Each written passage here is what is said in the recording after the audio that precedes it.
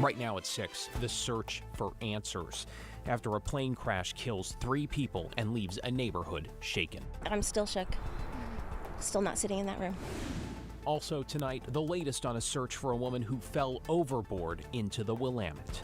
Plus, Oregon's figuring it out. It isn't as fast as people want. What new numbers from the first 48 hours reveal about how Oregon's new drug law is being enforced on the streets. And later, this particular law reduces obstacles for people selecting the bicycle mode. As local researchers reveal that making stopping optional for cyclists in some spots might make everyone safer.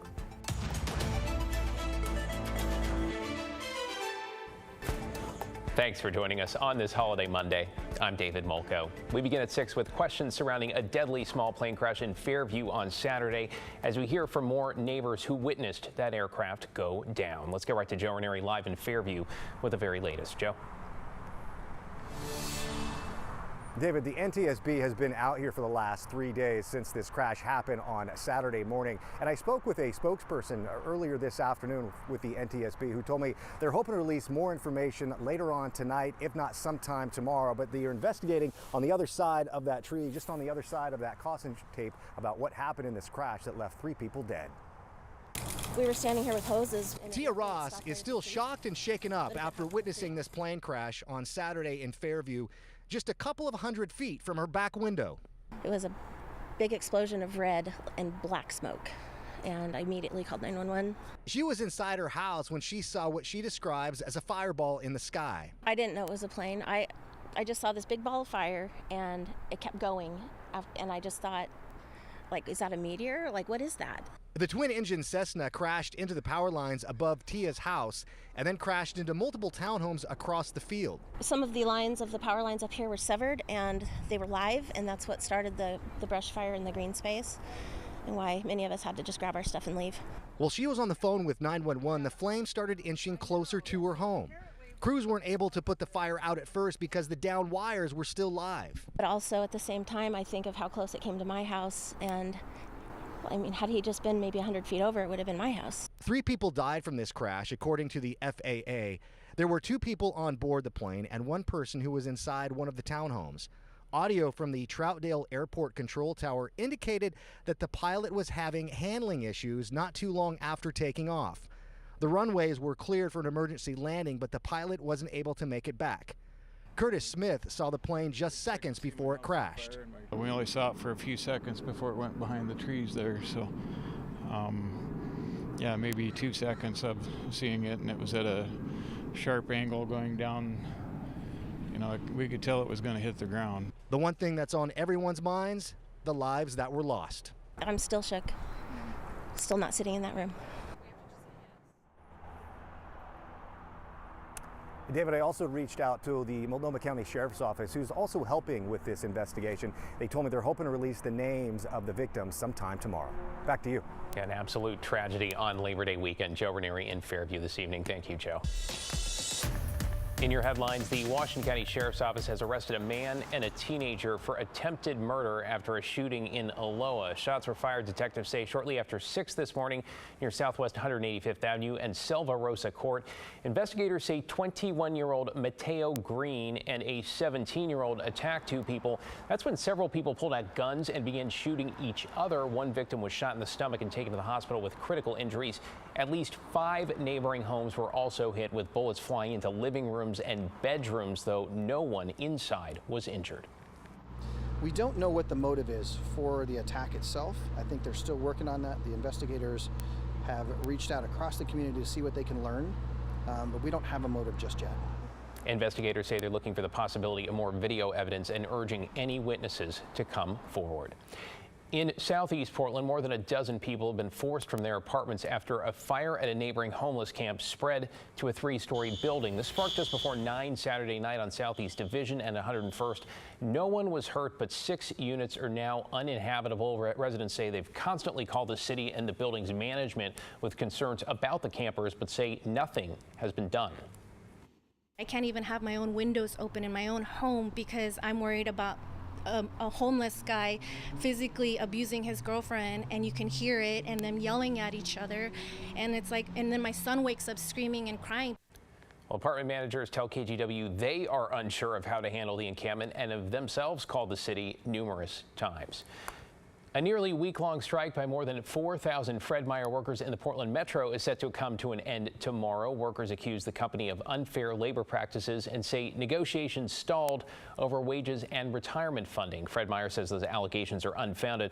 The strike has impacted more than 24 locations, though the stores have remained open.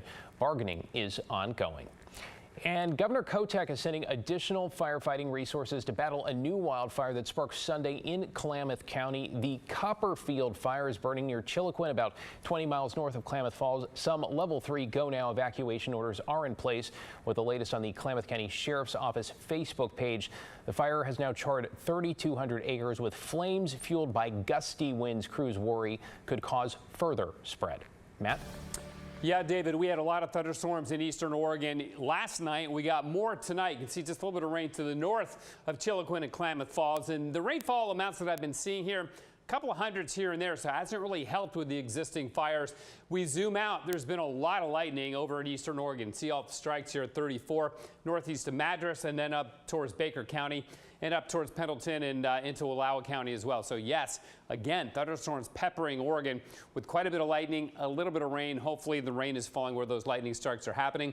We've got a fire weather warning out for good chunk of Klamath County, most of it, pretty much all of Lake County, Harney County, and Mount Hero County, and even Baker County too. So again, fire weather concerns real here in September, as they typically are, right? We've also got a wind advisory in the Columbia Basin. The winds in the Dalles, for example, have been gusting at nearly 50 miles an hour this afternoon. But our big concern west of the Cascades isn't the cloudy weather we had today or the drizzle, that was kind of refreshing, or tomorrow or Wednesday. It's Thursday and Friday. We're going to be good next couple days, but Thursday and Friday we're up around 100 both days. So we're going to call those weather impact alert days for the heat, up around 100 degrees.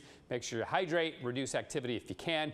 We're on our little September heat wave in a bit, David. Back to you. Yeah, a lot to keep an eye on. Thanks, Matt.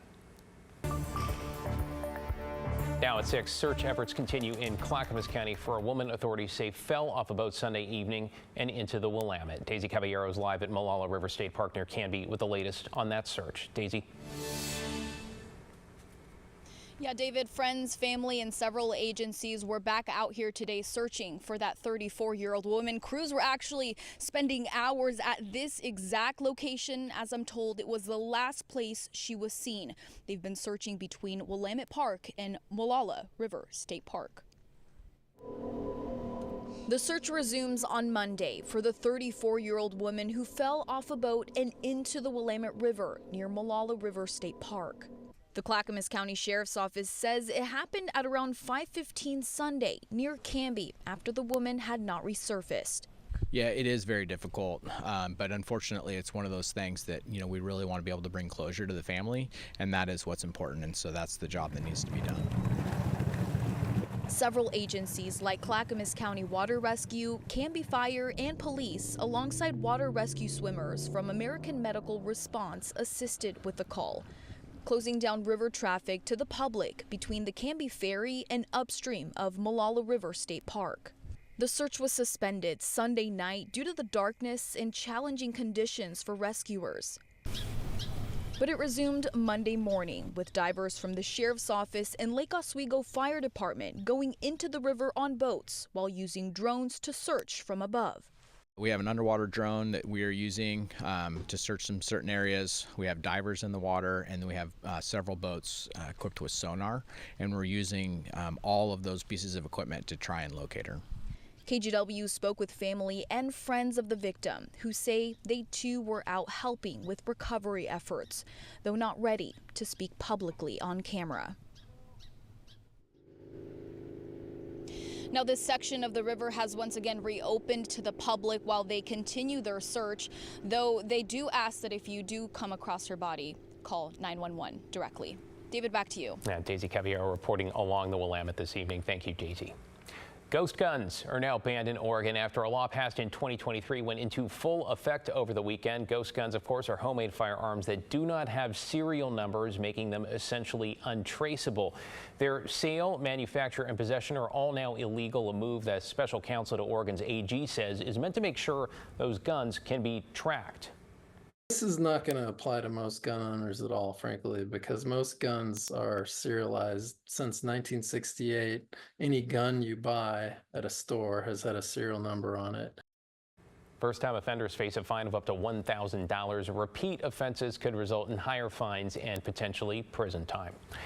Meanwhile, Portland police say they have recovered almost $3,000 in stolen merchandise during their latest retail theft mission. This one on Friday and Saturday focused on downtown. Authorities say they arrested 17 people after working with businesses and the DA's office to identify and track down those suspects. Well, we're getting our first snapshot this evening of what enforcement will look like 48 hours since new drug laws went into effect across the state of Oregon. Blair Best is in the newsroom with that update. Blair. And David, Portland police are focused on downtown, specifically the Old Town neighborhood. And under the new law, people caught solely with drug possession, nothing else, have the option of treatment over jail. If that person chooses treatment, officers wait up to 30 minutes for an outreach worker to arrive, who will then connect them with recovery services. Since Sunday, that's happened 4 times. Out of the 4 calls, 1 person went straight to detox. 2 others were given numbers to call because beds weren't immediately available. And the 4th was this woman. I think that's awesome that they're caring and then they take the time to talk to us. Overall, it's like hasn't been a huge impact with a ton of people, but what I'm seeing, which I've never seen before, is just a really forced conversation between the public safety and the healthcare system. On Sunday alone, and as part of a last-minute drug mission, the Portland Police Central Bike Squad cited 1 person for possession and arrested 4 others who didn't qualify for deflection, and they're due in court later this week. Multnomah County is working on opening a deflection center. It was supposed to be open this week, but got pushed back to sometime next month. It'll be a place officers can take people who qualify for deflection so they don't have to wait for an outreach worker to show up. And we're expecting an update from the county sometime this week. David? Yeah, we'll see how this forced conversation, as Tony put it there, goes moving forward. Thank you, Blair.